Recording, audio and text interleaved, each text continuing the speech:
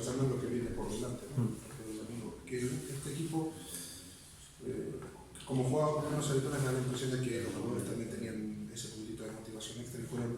a presionar tan arriba el campo durante igual 50-60 minutos. ¿Vienen bien de cara a la preparación ante un filial que a priori sí, va a ser lo mismo? Sin duda, y además lo hablamos en el descanso. Ellos,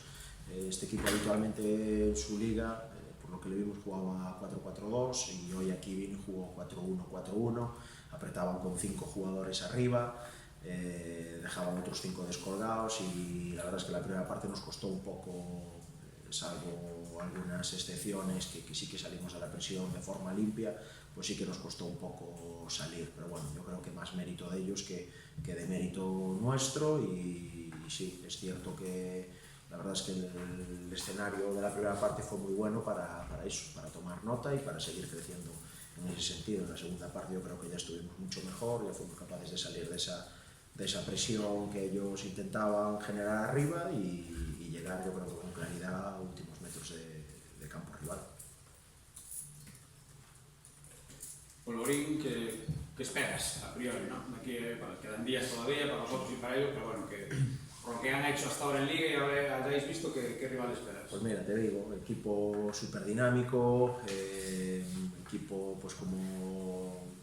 filial, no puede ser de otra manera, que siempre intenta jugar desde atrás, con jugadores verticales y con buen pie, con mucha calidad,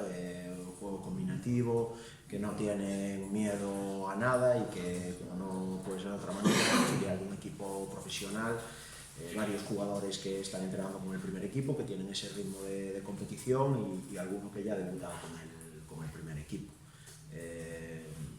Un partido, como no puede ser de otra manera, pues súper complicado y nada, nosotros lo que nos queda ahora es recuperar bien hoy y mañana.